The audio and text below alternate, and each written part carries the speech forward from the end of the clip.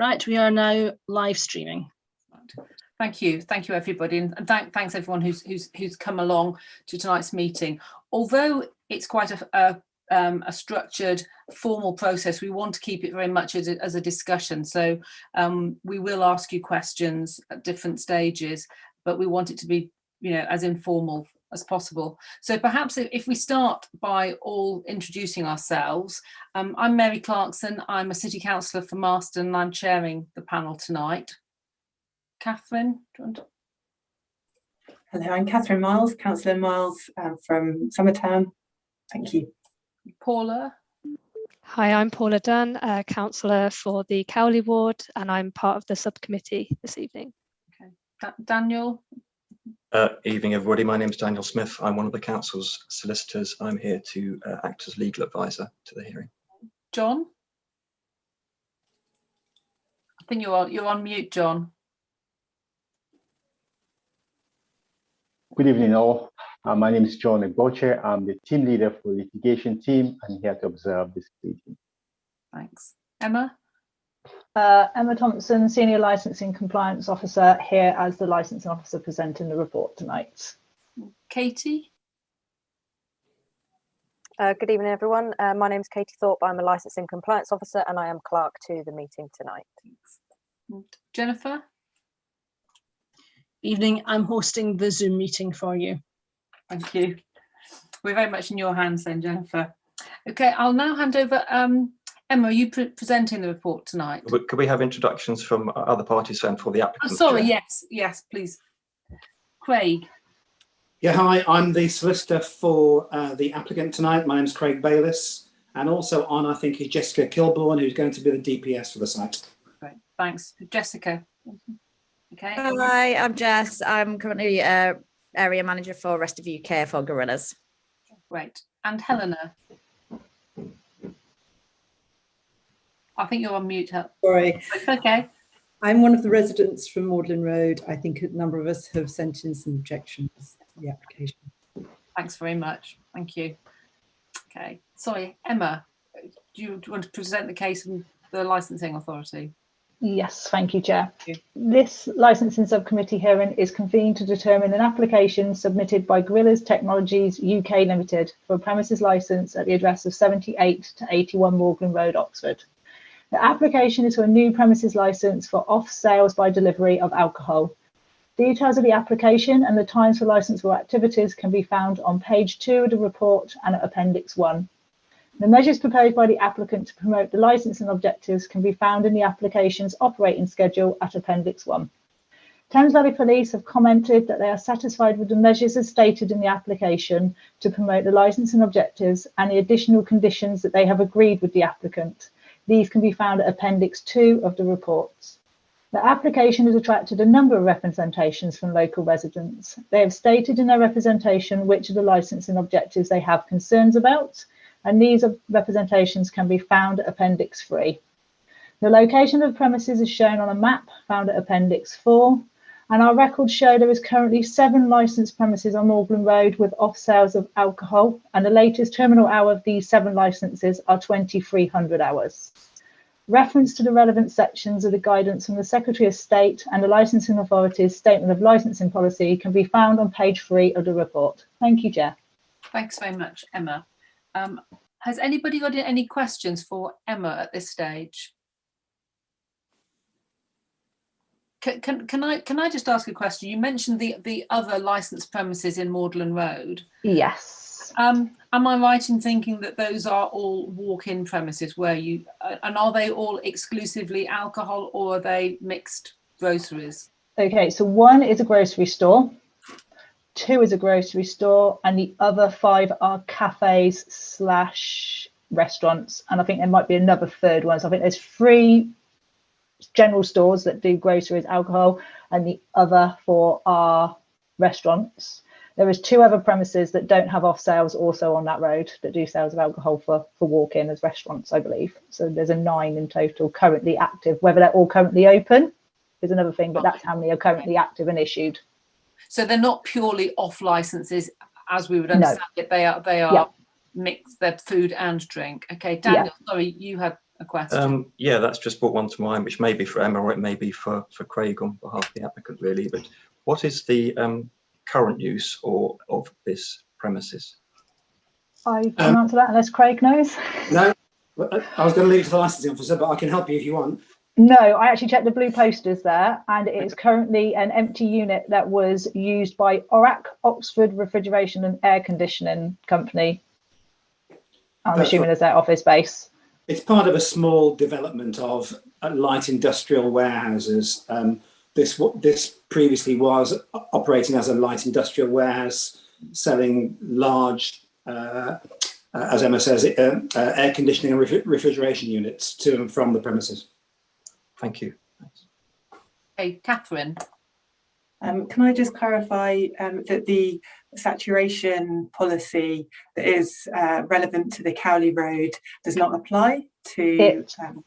It's currently removed, and that part of the Cowley Road is actually just outside of the SSP. The SSP starts at that junction, basically, and downwards towards the plain. So I believe, from recollection, Morgan Road would not be incorporated in that originally anyway. I agree, that's right. I checked that. It's not, even if the SSP was operating, which it is not at the moment, this is not. It's not in it.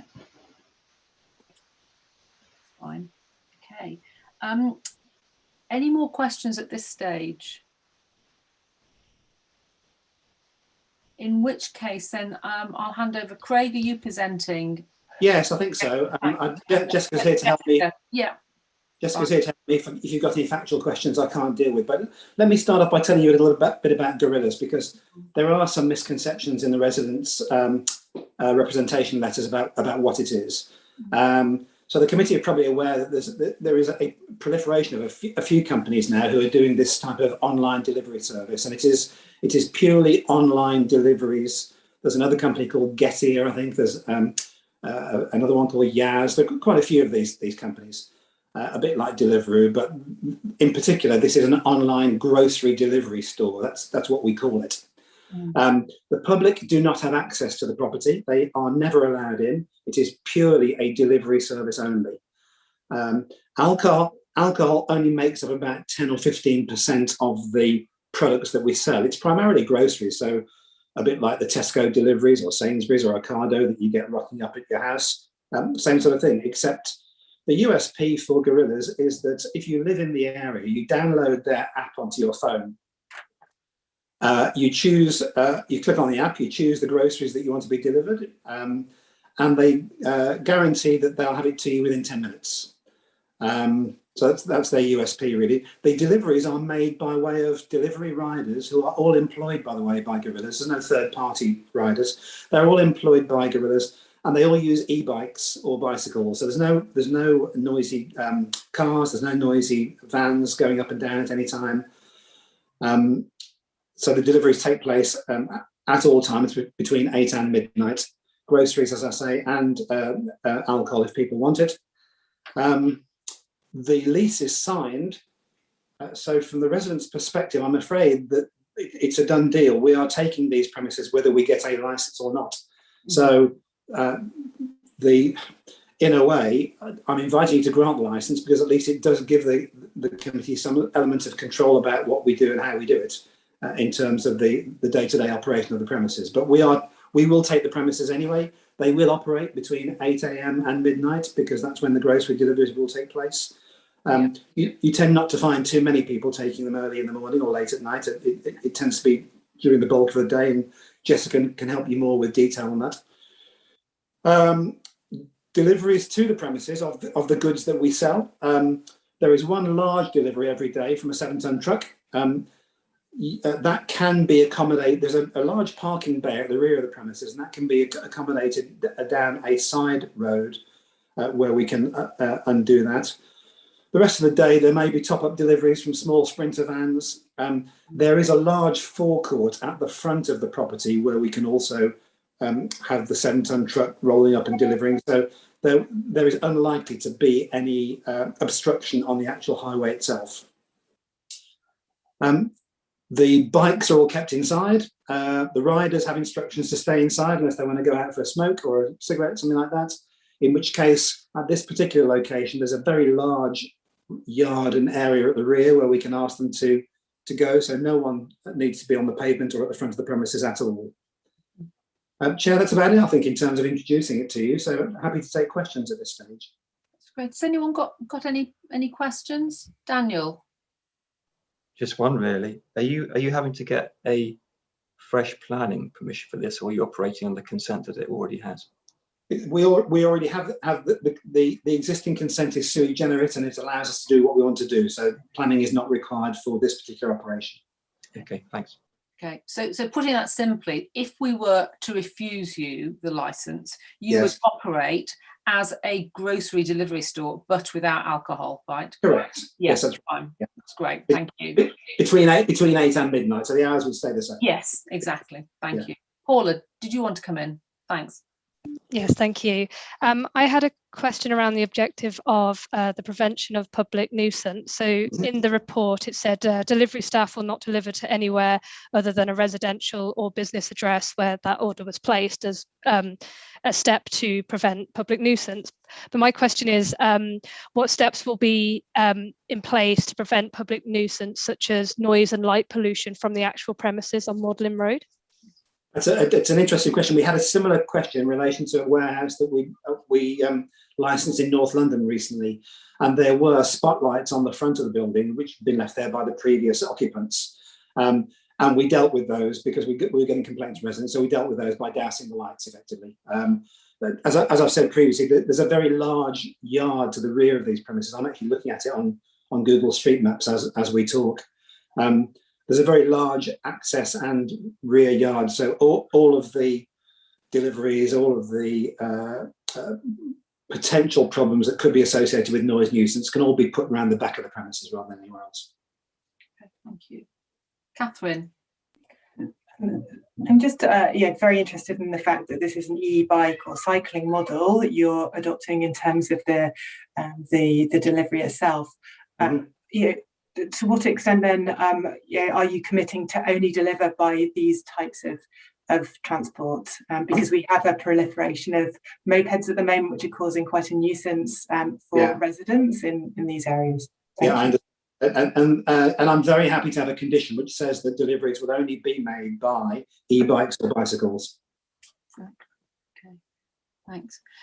I'm just interested to talk to Jessica about perhaps examples of other stores and how they've operated and the kind of issues you might have had in sort of if they've been near to residential areas and how you've managed them.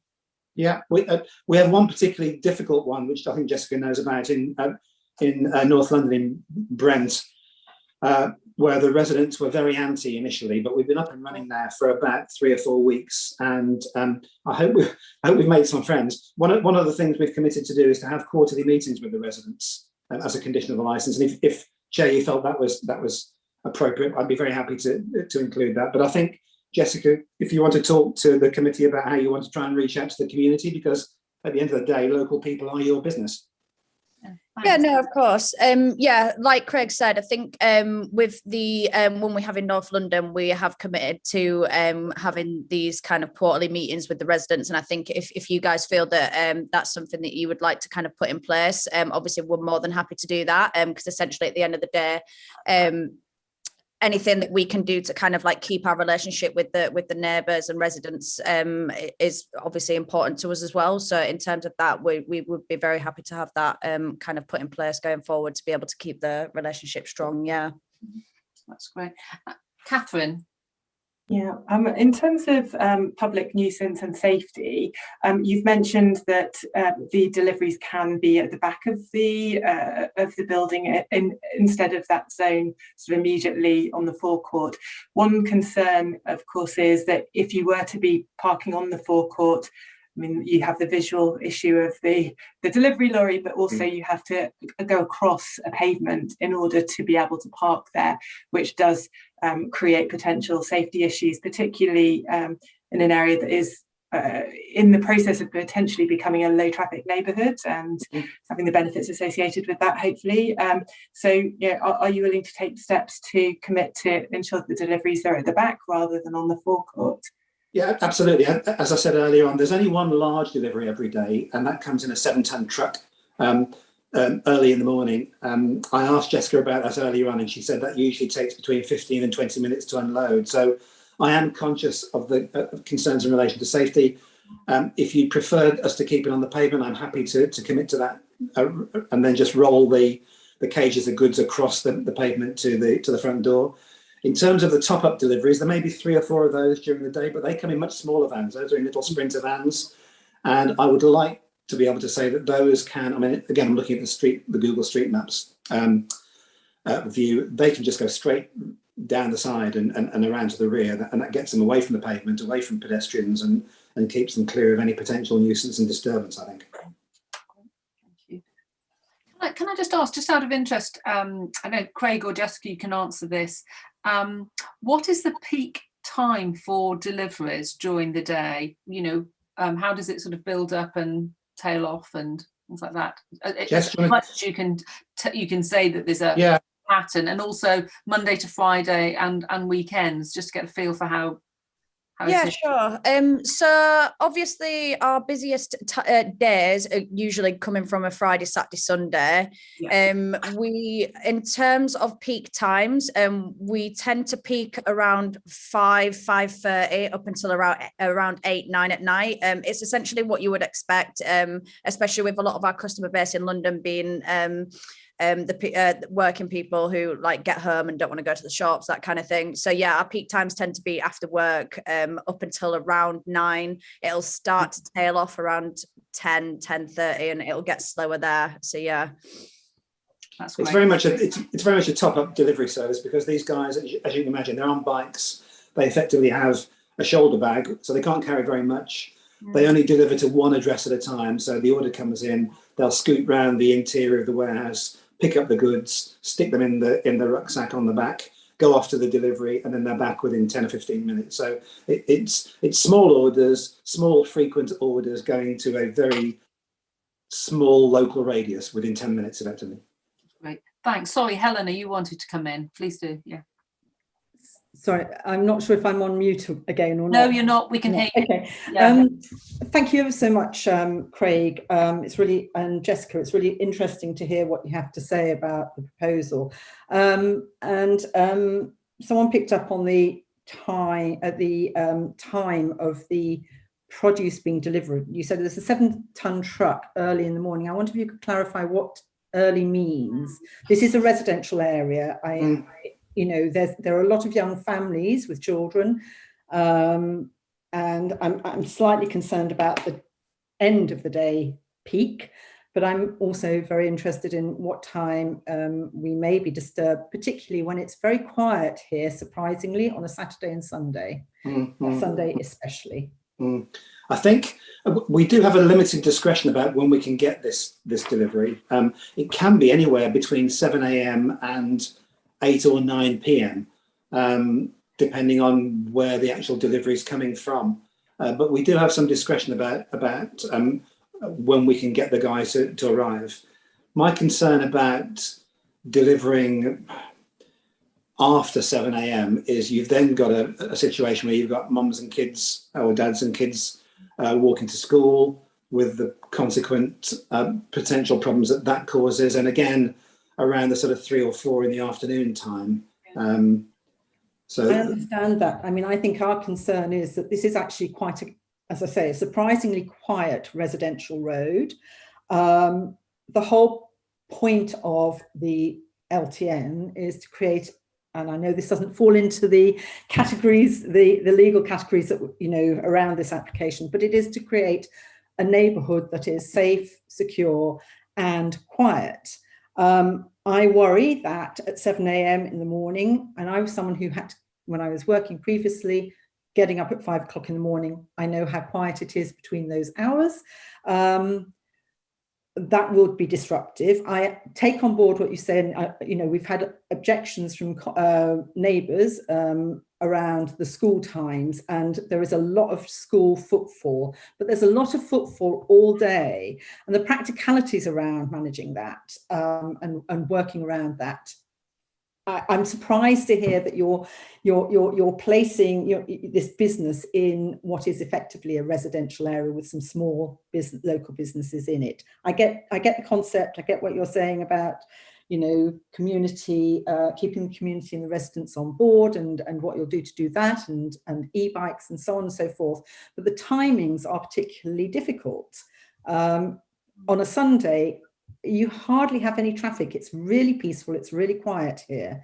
The thought of being woken up at 7 o'clock on a Sunday morning is not going to be entertaining to anyone. So I do think we need to think about, if this license goes through, whether it's for this or with your grocery, if it's just purely grocery, there has to be some consideration about the hours that you operate. And you're not actually operating 8 till midnight, because you could potentially have deliveries going in a 7-ton truck at 7 o'clock in the morning. And as a resident, I feel pretty aggrieved about that. And I know my other colleague residents do likewise. I think it flies completely against joined up government. On the other hand, you've got other parts of this council promoting low traffic neighbourhoods, and I just don't see how this connects. I mean, that's for you councillors to work out yourselves, but it just feels terribly disjointed, and there are lots of other potential options, I'm sure, for a delivery service of this scale outside of a residential area. I mean, I understand what the concept is. I understand there's probably a great market for it, etc., and you'll have done all of that analysis, but it just feels wrong in terms of the hours, particularly, and if it's alcohol, some of the other associated issues that we raised in the objections. Thanks.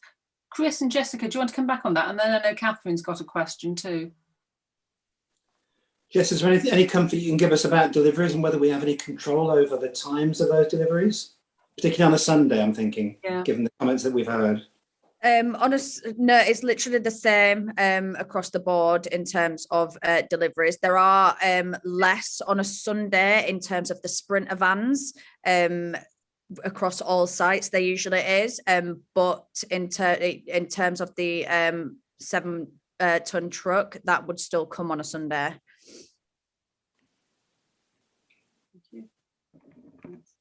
Catherine, do you want to come in? Absolutely. So a couple of questions picking up on the comments raised by Helena. One is around the fact that this is a low traffic neighbourhood, and I'm wondering whether, given that you're operating in London, whether you're already operating in low traffic neighbourhoods within in the city, and if so, what have been the experiences there in terms of how you've managed your deliveries? And connected to that, your whole business model is really built around this, last mile delivery, use of e-bikes, and that seems to be your USP. With that in mind, have you explored the use of using other forms of delivery for these larger deliveries that you're getting of the produce to you? So in Oxford, we've got a company called Pedal and Post. There are other providers out there, I'm sure, who do that last mile delivery, but in with larger stock volumes. Have you looked at that as a possibility to avoid some of these smaller sprinter vans, and also for the larger trucks as well? Thank you. I think in terms of our comparable experience in London, I'm not aware of the low traffic network concept being exercised in London at all. Most of the areas where we are in very high traffic volume areas, the A1, the A10, Finchley Road, places like that. So they are very high traffic volumes, or just on roads just off those areas because of the necessity of where the residents are. We're certainly happy to look at alternative methods of delivery, but I think in the short term, in terms of getting up and running, we have our established providers, and we'll need them to start stocking initially. But there's no reason why we can't look at other providers, certainly. Thank you. Has anyone got any other questions? Helena, did you have a follow-up question? No, thank you. Thanks. Catherine, did you want to come back? So the residents, a number of them have raised concerns about the public disorder around the actual site itself. Now, I realise that you're not going to actually have direct customers coming there and say, in your business model kind of mitigates that. But there is potential for maybe thieves to target the location to break in, knowing that there is alcohol and other goods that are being stored there. So what security measures are you taking to secure the premises to avoid that potential? Well, I guess to that extent, we're no different to any other shop that's got lots of produce in it. The CCTV, the usual CCTV conditions have been agreed with police. Jess, do you want to help us with any other security measures in terms of making the premises secure when you leave in the evening? Yeah, we have a contract in place with Air Security. So in terms of an alarm system, we have that set up across all sites, and obviously will be set up in this site as well. It's a fobbed alarm system, so as soon as the supervisor manager leaves site, they set the alarm and vice versa. And then also we have in place, like Craig said, CCTV, but we actually have the access to that on our, so for example, the warehouse manager or whatever will have it on their phones, so they can view it from wherever they are as well. So they've got full access for that, essentially 24/7. And then there's also like facility managers in place that if anything was escalated, they're on call basically 24/7, as well as out of hours services that we use as well. Thank you. Paula. Yeah, I have another question around so I know that workers will be trained on Challenge 25, making sure that they're not selling to underage drinkers. And I'm just wondering, will all of your workers be 18 and over, or is there plans to employ people younger than 18? All the riders are over 18 and they're all directly employed by Gorillas, yeah. Brilliant, thanks. Okay, thank you. Excellent. Any more questions, or shall we move to closing submissions? Well, Chair, at this stage you would hear from, if there are no more questions to Craig, at this stage you would hear from responsible authorities if there were any, but there are none. You've heard that there has been a position agreed with the police on the basis of agreed conditions. So I don't know whether Helena has made all the points she wishes to, or whether she has a presentation, or whether, but if not, you can move on to closing submissions. Okay. Helena, you're indicating that no, I mean, I think all the objections are set out from the residents, are set out in their individual responses. I think our major concern is that this could change the neighbourhood. There's a real concern about how it fits with a low traffic neighbourhood. And the environment that we live in is really important. And this is a thriving small community that has a huge amount of footfall. I don't know if any of you are familiar with the amount of footfall on Magdalen Road at any one time. I think having 7-ton trucks coming in to deliver early in the morning through 7 days a week will really have an impact on this neighbourhood, let alone the general toing and froing throughout the day. I have a concern about children, school children, parents, old people. We have elderly people living literally across the way from the site. You know, I don't think anyone has had any conversation with us. We stumbled upon the planning permission sign by accident. So I am slightly sceptical about the concept of working with the community. It would have been nice if you'd perhaps started the dialogue before this planning, application was put forward. I'm sure you'll be true to your word. However, in the future, if you go ahead with this, I just think it's a very sad thing for the neighbourhood, and probably won't add a significant amount of value to people who live here, who can very easily shop in a lot of the small businesses along Magdalen Road and the intersecting streets, Cowley Road and Iffy Road. So there's something about the local economy as well as, feels a bit opportunistic to me. But there again, it's not me making the application. Thank you. Okay. For the record, Chair, can we just note that there were a number of other interested parties who haven't attended, and that you have noted their written reps in the agenda. Yes, indeed. Okay. I think it's now for Craig and Jessica to sum up, and then I'll hand back to Emma. Yeah, I don't think there's much more to. I think we've pretty much exhausted everything I needed to say. A couple of extra points maybe to make.